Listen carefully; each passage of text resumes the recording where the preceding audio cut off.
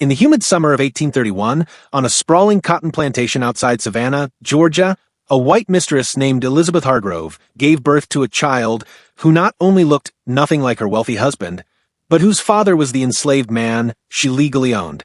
The baby's skin was unmistakably brown. The scandal would destroy reputations, fortunes, and lives. Yet the truth was even darker than anyone dared whisper. Elizabeth had planned it. Welcome to Against History, the channel that drags the forbidden stories of the past into the light, no matter how uncomfortable. Tonight, we uncover one of the most explosive secrets of the antebellum South. Her husband's money. Her slave's child. Imagine a world where a single drop of blood could ruin an empire built on cotton and cruelty. That world existed in 1831 Georgia, and at its center stood 29-year-old Elizabeth Reeves Hargrove, beautiful, educated, and trapped. Her husband, Colonel Thomas Hargrove, was 47, twice widowed, and one of the richest men south of the Carolinas. He owned more than a dozen enslaved people for 1,000 acres of land and a reputation as cold as the marble tombstone he had already ordered for himself. To him, Elizabeth was the final ornament of his success, a delicate Virginia girl with porcelain skin and a dowry large enough to buy another 100 slaves. But Thomas had not touched his young wife in over 2 years. A riding accident in 1828 had left him impotent and furious about it. He compensated with whiskey, younger mistresses in Savannah brothels, and loud displays of piety at Christ Church every Sunday, always with Elizabeth on his arm, smiling like a porcelain doll. Elizabeth smiled. Behind the smile, she burned. She had grown up reading forbidden novels smuggled from France, stories of women who seized power in a man's world. While Thomas counted bales of cotton, Elizabeth counted something else. The days until his heart gave out, the months until she inherited everything, and the unbearable nights alone in a bed that felt like a coffin. Then in the spring of 1830, she noticed Josiah. Josiah was 25, tall, broad-shouldered, born into slavery on the Hargrove plantation. His mother had been the colonel's cook. His father, rumor said, was the colonel himself, a rumor Thomas had silenced with a horse whip years earlier. Josiah could read, taught secretly by Elizabeth's own maid. He could cipher, and he had eyes that saw everything.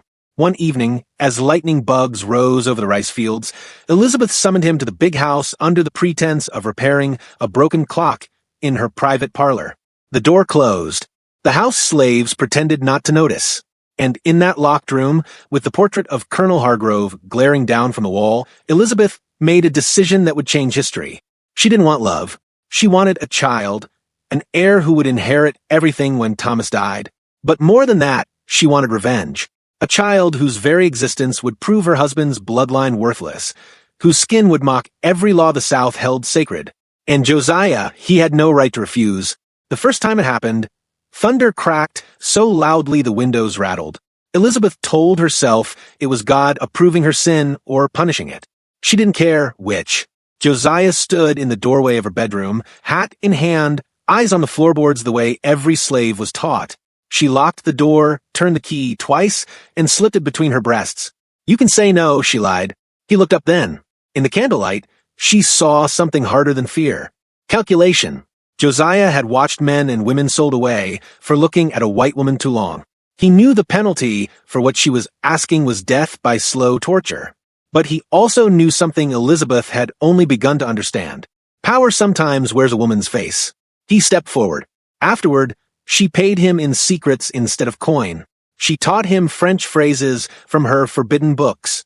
Books let him read the Savannah newspapers before they were burned, whispered which overseer took bribes, and which field hand was planning an escape. In return, he came when the house slept, silent as a shadow crossing the moonlit gallery. By Christmas of 1830, Elizabeth knew she was pregnant. She waited until Easter Sunday to tell her husband. They were riding home from church in the open carriage, Thomas drunk on communion wine and self-satisfaction, waving to his tenants like a king.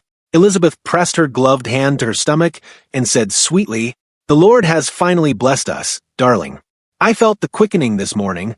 Thomas Hargrove almost dropped his silver-tipped cane. For one heartbeat, joy flashed across his face. The next, suspicion. He stared at her waistline, still flat beneath whalebone and silk, then at her face. She met his eyes without blinking. That night, he summoned the doctor from Savannah. Old Dr. Habersham poked and prodded, declared the pregnancy healthy, and congratulated the colonel on his remarkable vigor. Thomas paid him double and told no one that the man had privately warned the child was already 4 months along. Impossible unless. Thomas began counting backward on fingers stained with tobacco. Elizabeth watched him do it and smiled the smallest, coldest smile. The colonel's rage was quiet at first, the way a cottonmouth slides into still water. He stopped drinking in public. He dismissed 2 house girls who giggled too much. He rode the fields at dawn with a new bullwhip coiled on his saddle. Every slave felt the change. The dogs felt it too and slunk beneath the porches. Elizabeth glided through it all like a swan on a pond, hiding churning feet. She ordered new dresses with higher waists from Paris, complained of delicate health, and spent long afternoons on the shaded veranda, reading aloud from the Book of Psalms just loud enough for the kitchen to hear. Piety was armor. Only Josiah saw the truth. When he brought firewood to her private sitting room, she pressed a folded note into his palm. He suspects. Be invisible. Josiah became a ghost. He worked from starlight to starlight, never lifting his eyes, never answering back when the new overseer, a sadistic Irishman named Cullen, cracked the whip across his shoulders for the crime of breathing too loud. But ghosts still bleed. One July evening, Cullen caught Josiah carrying a bucket of cool, well water toward the big house, something only trusted house slaves were allowed to do. Cullen knocked the bucket away and laid the whip across Josiah's back until his shirt hung in ribbons. Elizabeth watched from an upstairs window, fingers white on the sill. She did not scream. She simply turned, walked downstairs, and told her husband the overseer had damaged valuable property. The next morning, Cullen was paid off and sent north on the first coach. No one ever saw him again. Thomas stared at his wife with new eyes. "You've been too soft-hearted for this business, my dear," he said. "Perhaps," she answered. "Or perhaps I simply know the price of everything you own." That night, Thomas locked her bedroom door from the outside for the first time. Elizabeth waited until the house slept, slipped the spare key from beneath a loose floorboard, and walked barefoot down the back stairs. She found Josiah in the stable loft, shirtless, wounds still open. Without a word, she cleaned the cuts with turpentine and wrapped them in strips torn from her own petticoat. He finally spoke. "If that baby comes dark, they'll hang me from the big oak before breakfast." She pressed her forehead to his. "Then we make sure the baby comes light enough to lie about." In the sticky heat of August 1831, Elizabeth's belly rose like a full moon beneath her gowns. Savannah society buzzed with congratulations. Invitations poured in teas, music halls, a ball in her honor. She declined them all, claiming fragile health. In truth, she could not risk daylight exposing what candlelight had hidden. She was carrying a child whose skin might betray everything. She turned the plantation into a fortress of secrets. The midwife, a free black woman named Mamaroo, who had delivered half the babies white and black in Chatham County, was brought to the big house under cover of night and paid a small fortune in gold coin to live in the attic until the birth. Mamaroo took one look at Elizabeth's swollen breasts and the faint bronze glow beginning to show on her collarbones and said nothing. But her eyes said plenty. Elizabeth began a campaign of careful lies, told with a smile. She ordered crates of expensive French face powder, the kind made with pearl and rice starch, and dusted her neck and arms until she glowed ghostly pale.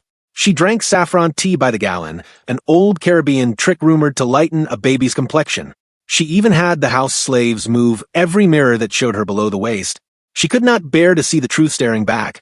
Colonel Thomas watched it all like a hawk, watching a rabbit hole. He started riding to Savannah twice a week, meeting with lawyers in wood-paneled offices that smelled of cigar smoke and fear. Word drifted back on the slave grapevine. The colonel was rewriting his will. If the child was a boy, everything stayed the same.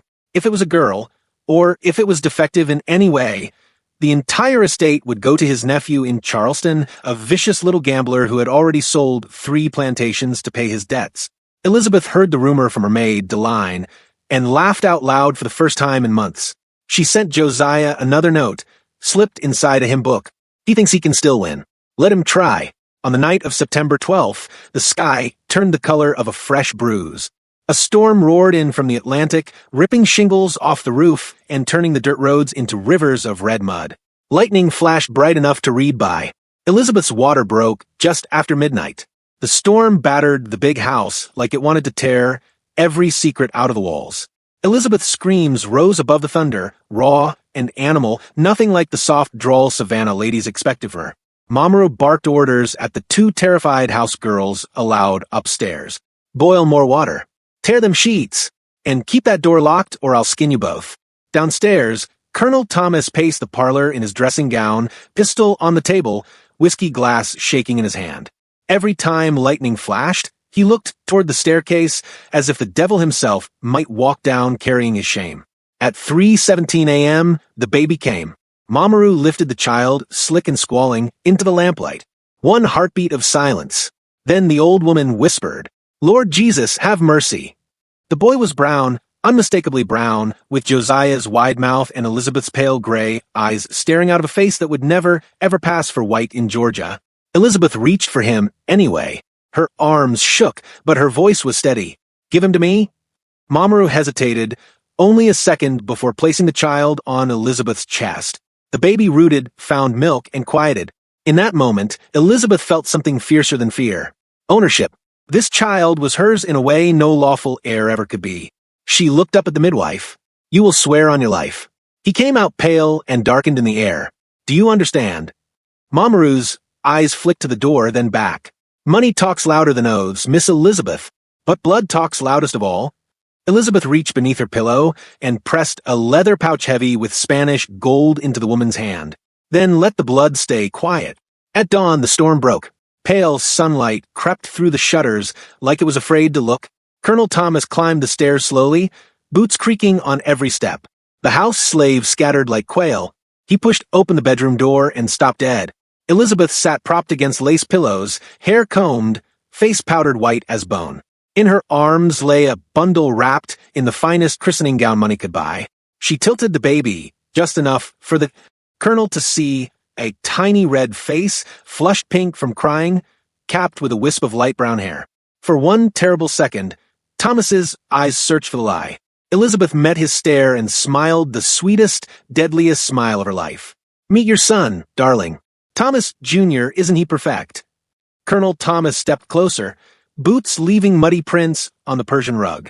He leaned over the bed, breath sour with last night's whiskey, and peeled back the lace just enough to see the baby's face in full morning light. The child was flushed deep rose from crying, skin still slick with vernix. The cap hid the hair.